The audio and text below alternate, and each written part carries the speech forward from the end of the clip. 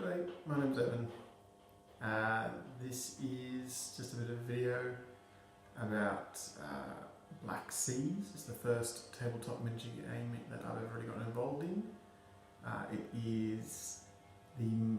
got for my birthday the Master and Commander set, and then I picked up a few other bits and pieces like these catches. So yeah, I thought I'd just play a bit of a game just to try them out and see where we go. So yeah, hope you enjoy it. I downloaded the Smugglers Run campaign booklet thing, and so I played a bit of a campaign. I set up a smuggling company called the Moreton Brothers.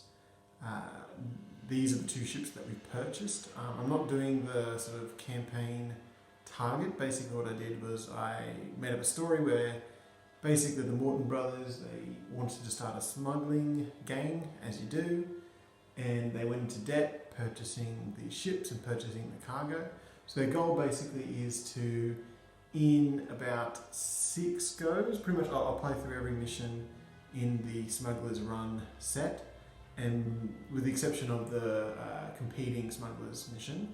But yeah, all I think that's 6 missions, and in that time the goal is that the Moreton Brothers get out of debt. Now these are the 2 ships they have so far. On the left we have the Cow, just over here.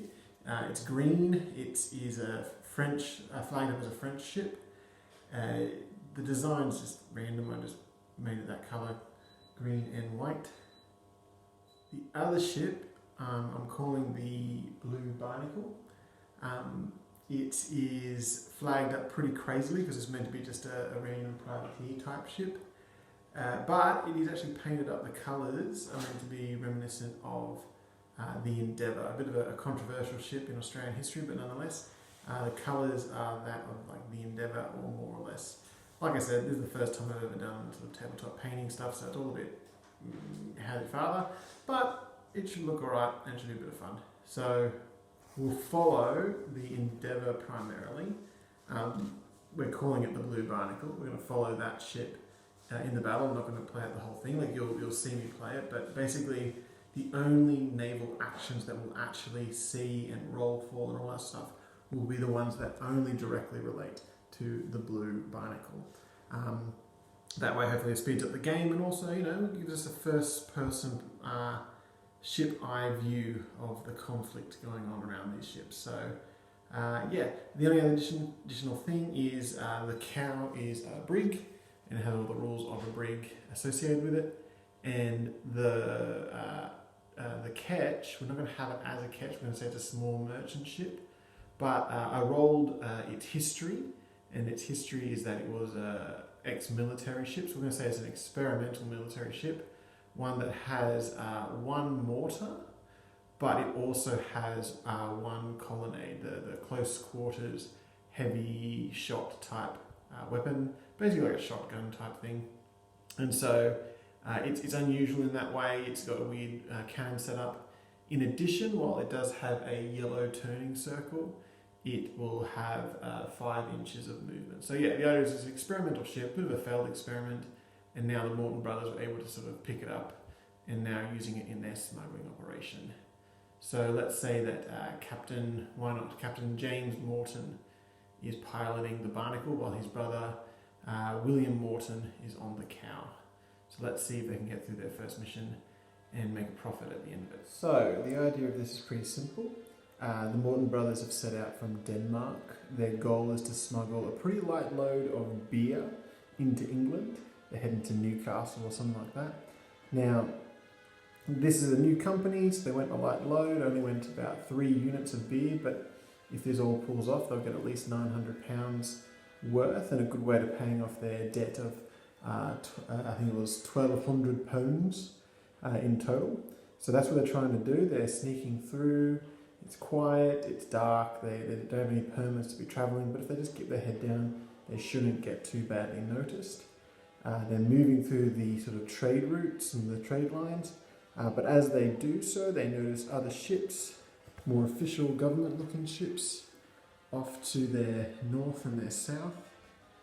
And they start to realise that, you know, they're not alone in the seas at the moment. So, you know, if they just keep their cool, they should be right. They shouldn't be too suspicious. But then sure enough, as they're trying to keep their heads down, the official ships, they raise their colours and signal for them to strike their colours and to yield to a search, which obviously they cannot do. So that's the story of where the type of match we're playing is known as Catch the Prize. Basically, we're trying to get my two Moreton Brothers ships from that side of the map across to this side and off in order to win. They'll be up against 3 brigs, 2 schooners, which we're using ketches for, and I'm thinking we will have them operate as ketches. They also have a small gun crew, which is being represented by just some lifeboats. I don't have the gun boats for that one, but they'll be our gunboat for today. They'll operate under sort of normal rules. I'm not going to do the advanced rules, with the exception of the sort of T intersection, raking fire across the bow of the ship. But other than that, it's just going to be sort of really basic rules for this game. Like I said, trying to get off the side of the map. They've only got 5 turns to do it, so there's our turn dice there. And hopefully the Moreton Brothers will get through unscathed and with big profits to reel in. So let's see how this goes. So at the moment the wind is in the favour of all the ships, and the closest to the wind is of course the Barnacle, which is what we're following. So the Barnacle is actually going to be moving first. So the goal is to get to the other side of the board as quick as possible. We know that these guys are about to become hostile, so basically the Barnacle is going to raise up their sails to full sails. It is carrying the most cargo of the 2 ships. It's basically the one that the Cow will be defending. But the Barnacle has to go first, so the Barnacle is going to go from battle sail up to full sail, and then basically just go as fast as it can off the board. So as our special protagonist ship, it is going to be sailing 5 inches at a time. So that's up to about there. He's then going to turn just slightly so that he's going directly towards the furthest edge, the western edge, and take his further 10 inches. Off you go, buddy. He's actually on his way through though.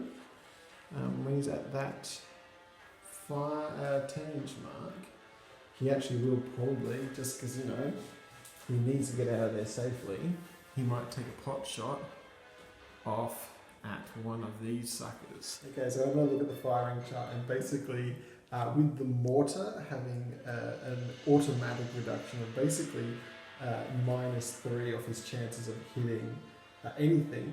At the moment, at this range and this type of weaponry, there's no chance that this mortar is able to hit. So basically the Barnacle's like, sod it, we're just going to get out of here as fast as we can. So because he's at full sail, he's indeed able to keep going as fast as he already can to get off that western edge. He's pretty useless. Basically he's going to rely on his brother, William Moreton, to defend him as best he can, and maybe if people get in close he'll be able to hit them hard. But let's see what happens next. So we'll go into fast motion now. Here we go.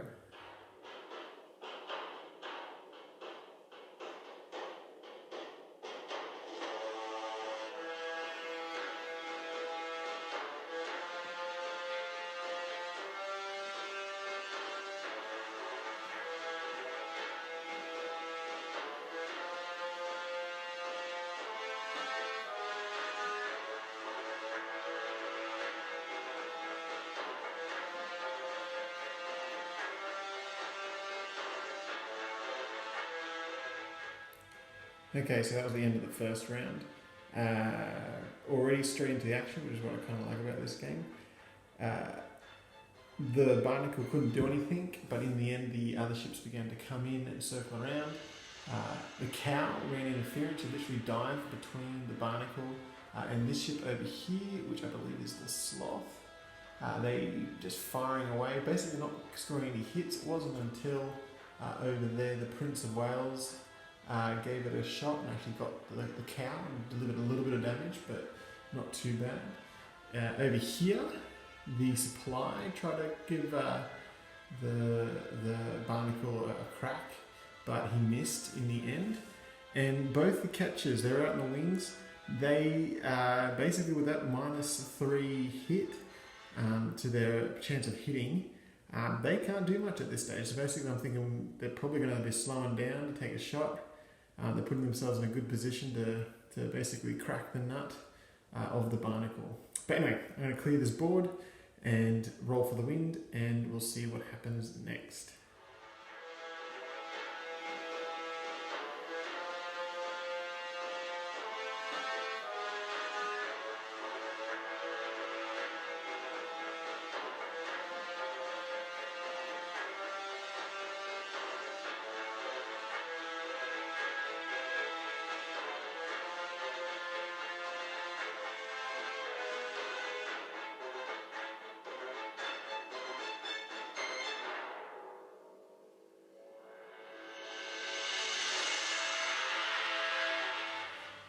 Okay, so the start of the second round was quite eventful. Basically, this little group of gunships came up alongside. They were thinking about boarding, but then thought, no, we'll wait till the barnacle loses some more of its health, which was a good move because then it took one little pot shot, and it got a critical hit. And as you can see, the barnacle is on fire. So we took extra damage for the fire damage, and now they're panicking, they're freaking out. Meanwhile, the sloth moved around and took a shot at the cow. It did land a hit, but right now, the barnacle's crew is trying to sort out what the heck's going on. So right now, I'm going to roll a skill test. If I rolled a normal skill test, I'd have to get a 5 or a 6 to put the fire out. However, if I roll a 1, the whole ship will explode. Now, I do have another option. What I can do is I can basically have the crew completely devote themselves to put the fire out. Basically that will mean that if I roll a 1, it will not explode, and on top of that I can't change my sail direction or fire in this turn, which, considering I'm currently going full sail in the direction I want to go, I think that's probably worth it. So let's roll. I have to get a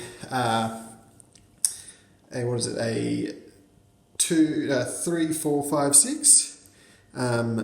If I don't, I will take some more damage and I'll just keep careening out of control on fire. So, so of course I make that. I'm no longer on fire, and basically the barnacle is just going to keep getting out of there as quick as they can. They're currently at full sail, so they can do that. The wind did not change its direction, so the barnacle is just going to keep madly doing its best to get out of there.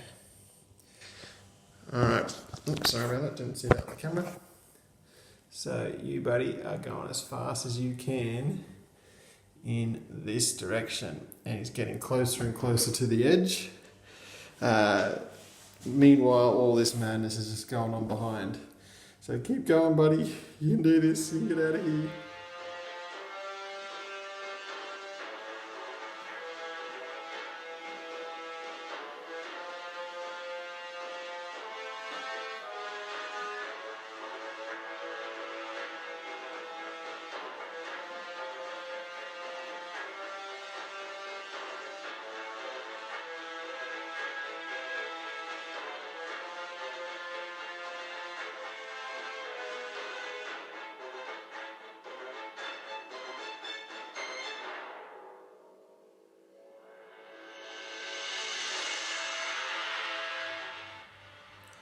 Okay, so the fire's out on the barnacle, which is good, but things are still pretty nuts.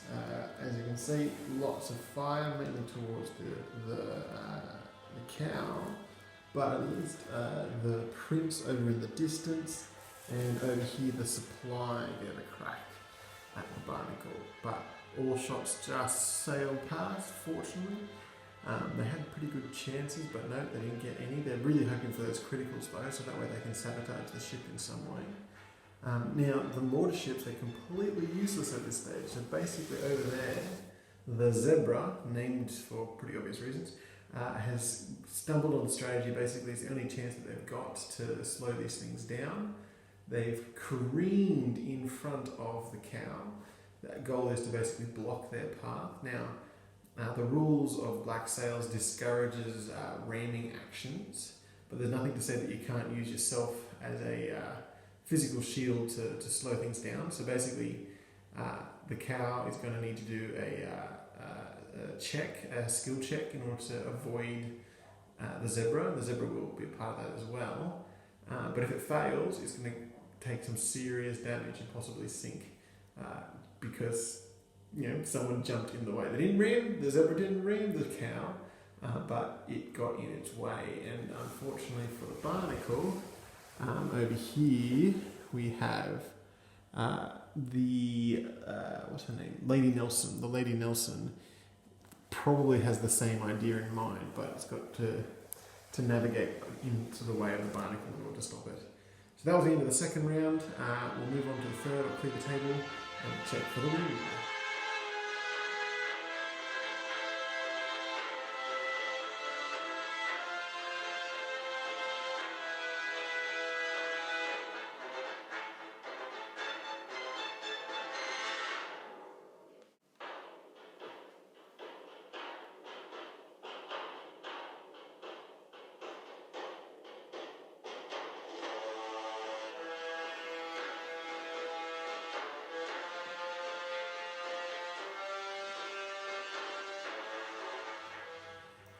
So old mate Barnacle is just getting peppered with shots. These gunboats have just been sitting there and just harassing the entire time. Just nipping at the heels, happened very critical. Fortunately they didn't. Unfortunately the sloth did get some hits, I think. So some damage was done to the Barnacle, so he's taken some more and more hits. And old mate over here, I believe that the Prince once again has wheeled around in front, fired down at the ship. Didn't make any hits though, So, alright, so what's the Barnacle going to do? Barnacle's just running, he's just absolutely booking it off the board. So pretty much, he's just going to stay at full sail and just go careening off the board. He'll probably take a shot, because he'll be close enough as he goes past the Prince. Maybe even a raking shot. Let's see. So, full sail at 5. So he will go to here. And he probably, yes, we'll just need to keep going. You're probably out of 3 inches because that's the other thing we'd be worried about, boarding. We haven't seen much boarding in this, but 2. Oh, okay, going to turn slightly, and he's going to take a shot with his colonnade. So I think it's the only shot that the Barnacle's actually even done this entire game, but he's going to give it a go. So here we go indeed. So it's 1 cannon, 1 colonnade is firing for this, so I'll just need 1 black dice. Now, that's easily within 3 at the stage. He's got 1 more move to get out of that range, which is good. So point blank range brings up to 7 and down. The shooting vessel is going really fast, so it's back to 5 and down. Target vessel moving more than 10, so it's 4 and down. It is a small ship, 3 and down. So he has to get a 3 in order to hit. But oh, what a hit would be. Here we go. We'll roll it somewhere over here so you can see. No, didn't happen. It was a 5. But it was a beautiful 5. At least he's fired. He's done his part. Let's fire off that white smoke. Whenever I play this with people, I always like the white smoke seems a bit silly at first, but as the game goes on, it gets more and more dramatic, which is kind of what you want. Anyway, so the Barnacle now just moves another 5, just trying to get out of the melee. Can he get off the board in this move? Let's see. He turned in order to line up with him, so we can't turn again. No, he doesn't. He doesn't. Not quite. He's main brace of the front is dangling over, but I don't think we can say that's off the edge just yet. But it is close. We'll have one more round to go to get him off. But we've still got his brother, William Morgan Marsden. Forgot their names already, we'll remember later. He's also got to try and get off the board. Oh, gee.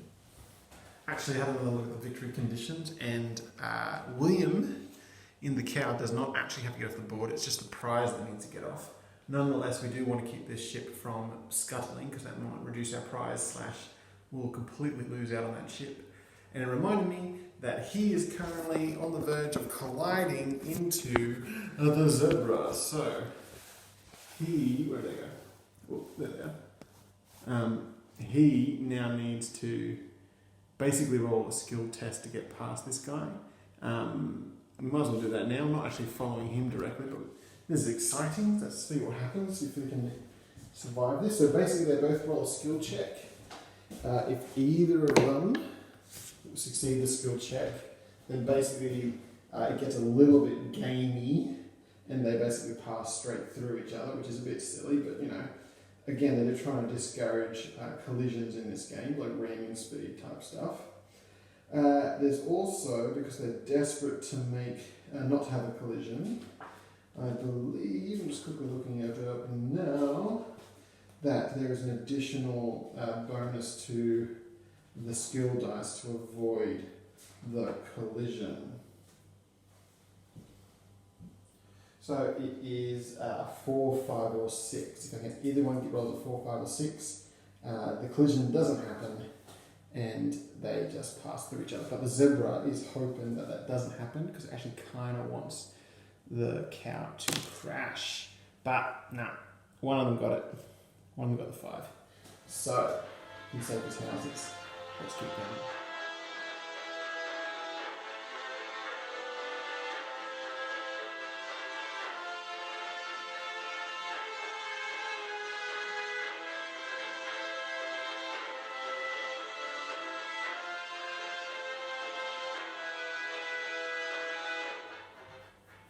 Okay, well this is it pretty much. This is going to be the game.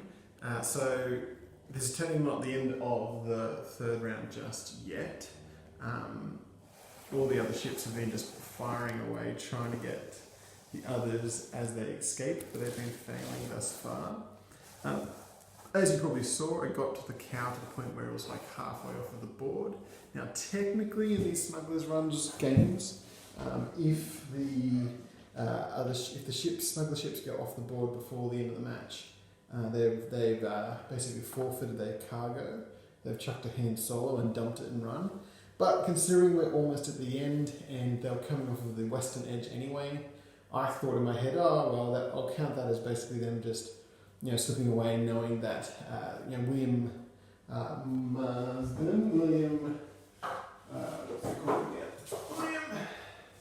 Moreton knew that his brother would get off 2, so he just slipped away.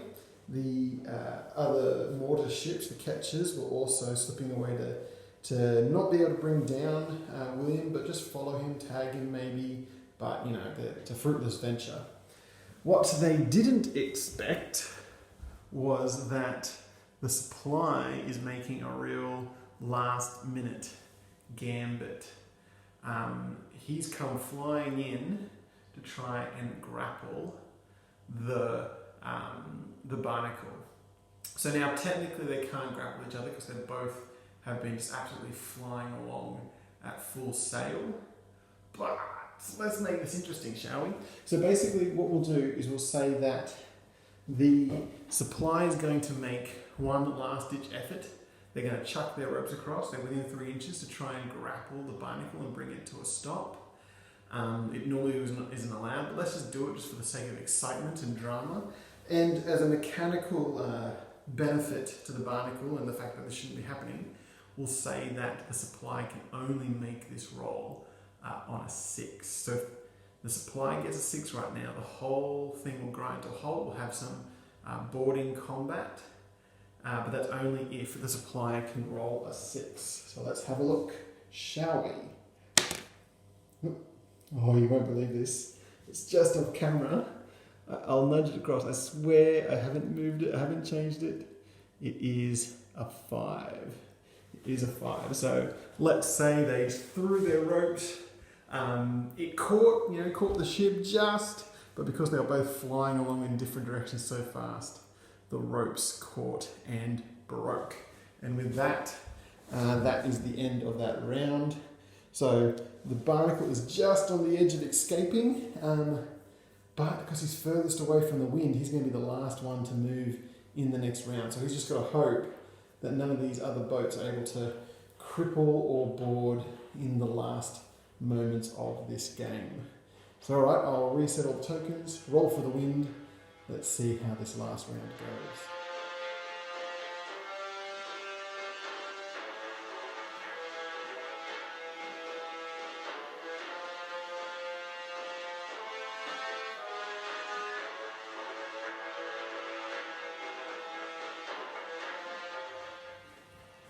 Okay, so it is tight.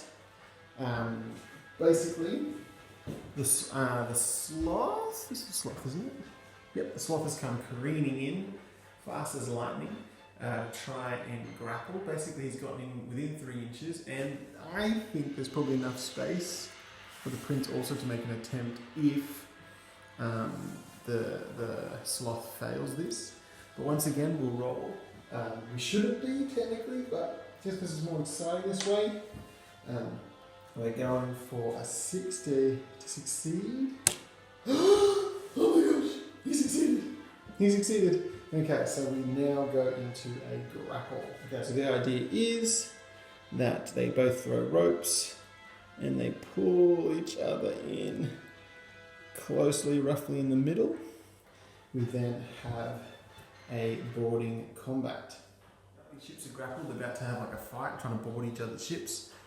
Basically, at where their hit points are at this stage, the barnacle's going to be rolling 2 dice, 2 blue dice. The sloth will be rolling 2 red dice. To win, to have the most wins, the barnacle needs to be rolling 5 and down, whereas at the moment the sloth only needs to be rolling 6 and down for this first boarding action. For every successful hit, both ships will take damage, and the winner is the one that takes the least amount of damage in this round. So, let's have a look. There. So again, red is the sloth, blue is the barnacle. And we roll. And what do we get? So, 1 hit there, 1 hit each. 1 hit each. So they both drop down 2. Neither of them are considered the winner. It's a draw. The battle rages on in the next turn. So I'll just quickly reduce you down by 1, 2, and the other one down by 2 as well. Alright, here we go. Okay, so we're actually presented with quite the conundrum. The next ship to go is the prince, and it is going to be moving. Now it's outside of 3 inches, so it can't throw a grapple at this stage. It has to move 5. The house rules I've played with before is the idea that you have to move 5 on your first move. But if it does that, it is going to go careening into the sloth. So this could cause a little bit of a hiccup in our little combat here. So that's what's going to happen. We're going to start by having the prince edging forwards almost 5 inches. Almost 5 inches. Oh no, it's pretty much 5 inches bang on actually. And it goes careening up the backside of the sloth. So now we roll a skill test. Like before, they're trying to get 5s, plus they're desperate, so we're actually trying to get 4, 5, 6. And it will pass through naturally, but if it doesn't, I don't know, then the prince is going to take a whole bunch of damage running up the back of its friend.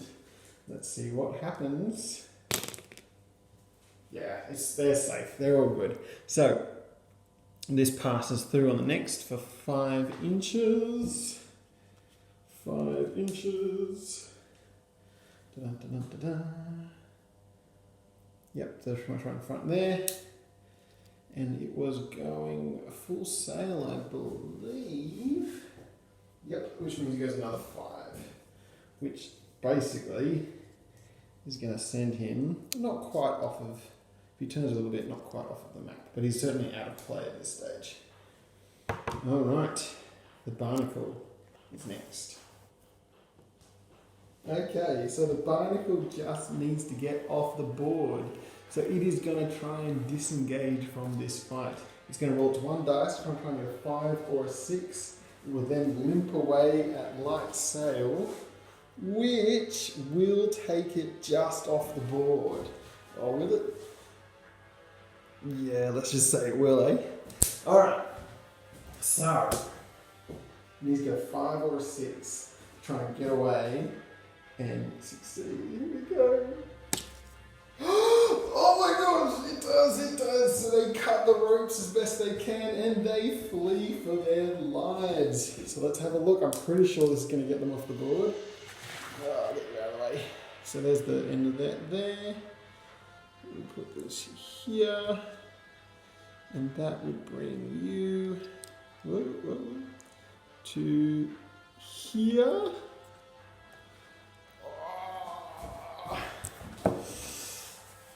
Let's call it. Let's say that gets him off the board. Home free after a long and hard and arduous day, doing their best to survive. So all ships managed to get away. I will come back with a bit of a. I'll come back with a bit of a end of match debrief of how everything went. Okay, so the Moreton brothers succeeded in their first outing. They managed to run the blockade and get their stash of beer through to Newcastle, where it can be put to good use. Now, I've got to be perfectly honest and perfectly fair. That game seemed to rely a lot on speed. The fact that the catchers couldn't really get engaged because the ships were going so fast. Even the boarding actions technically shouldn't have happened because they had that speed. And because the Barnacle wasn't a proper small merchant ship, it could do those speeds. It could do over 10 inches per round, which meant that all the shots were just zinging over its head pretty easily. Not a lot of, some shots did hit in the end. Both ships did take a bit of a battering, but nothing to sort of send it either of them to the deep. So it wasn't entirely fair, I'm going to admit. But as you saw, it was pretty exciting, so I'm happy with that. And we're going to do basically some end game type stuff. So this is the Moreton Brothers paperwork. Just a little folio type thing. Like I said, they're in debt. They're £1,200 in debt, 4% per annum, basically 4% per mission is what they're needing to pay. So they're going to try and repay that debt as soon as possible. Okay, here's the job. It was indeed the Catch the Prize game up against that competition. They succeeded. So both ships succeeded. Both ships passed. Teehee. With nary a scratch. I don't know how to spell nary.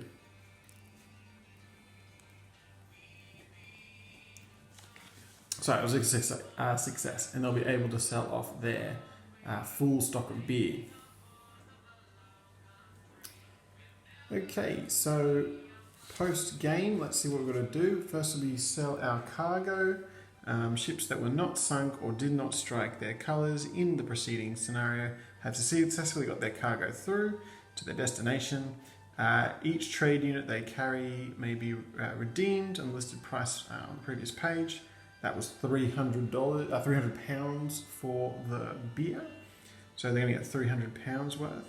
Smugglers add this to their company treasury. Yes, thank you. In all scenarios apart from rival companies, if a smuggler is the winner, they add 10% to their total sale of goods. That's lovely, rounding up to the nearest 50. Which means over here, we've got ourselves £600 worth of beer. We're going to be selling them for 900 a piece. So there's 3 of them, 900. Not 900, sorry. 300 a piece.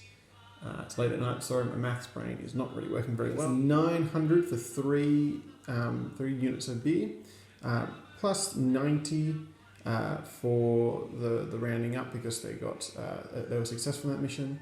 Rounded up to the nearest 50, which means they're actually going to be getting £1,000. They're going to be selling all that beer for a lovely £1,000. So it looks like we can skip step 5, post-battle step 5, update the shipyard status. Ships that were sunk, so we don't have to worry about that. Ships that struck colours, we don't have to worry about that because neither of those things happened, which is lovely. We turn the page. Here we go. Return journey. So, in my head, the way that this sort of gang works is they have come from Denmark. That's where they originally headed from. But they're not going to stay stationed there. They have no warehouses in my version of this story. Basically, their ships is their warehouse at the moment. They might get a base later. But with them, they're going to be moving on to somewhere else. Let's sail on to Ireland, I think. Yeah, Port of Erne. Let's head there. So as they head back there on their return journey, they're going to be rolling just once. So they're going to go around from Newcastle, up around Scotland, back to Ireland. You get to roll on this battle table, return journey table just once. Let's use my favourite D10. What do we get? 4. What happens at 4? Here it is. It is a hot pursuit. Oh, okay. So custom age. So we're travelling around Scotland. I'm assuming those catchers managed to keep an eye on us. They also saw us as we were heading out of Newcastle after we made our sails. We got them off real quick. Hot pursuit custom agents are tailing the smugglers back to their lair. Increase the smugglers' danger rating by 1 in the next campaign turn. Oh, great. That's all right. So danger rating goes up for the next round. We'll add that to the bottom of the jobs. We'll say post battle followed. Okay, plus 1 danger to next battle. Okay, which then leads us to our final step, which is the part 7, replenish your cargo, purchase ships, upgrade, basically do all the things again. Players should keep track of their money accumulated. In step 4, after selling their cargo, money can be sent to purchase new cargo and also buy new ships and upgrades. So once the step's completed, I'm playing by myself, how sad. So we can do some upgrading, stuff like that. So what I'll do for our little game, like I said, we're in debt. So we'll go back over to our books. We managed to succeed in that. Beer sold. We managed to get plus 1,000, which is rather nice. I don't quite know how double booking systems work. This is more for aesthetic more than anything else. So £1,000 added to our overall price. We should pay off some of our debt, shouldn't we? That'd be a good idea. Our debt, to be specific, is to the I can't say this, it's a Danish city, Urahas Bank, Bank of Urahas, 4% per annum. But we'll pay off, we're going to pay off half. I'm going to use half of that in order to pay off some of this debt. So we're going to use half of that. But that now means that we only have, how much is that? So adding 4%, 4 times 7 is 28. No, it's not. Yes, it is. No, it's not. Yes, it is. 28. Sweet. So we're still paying off $728, but we have $500. We have $500 extra that we have hanging around that we can be spending.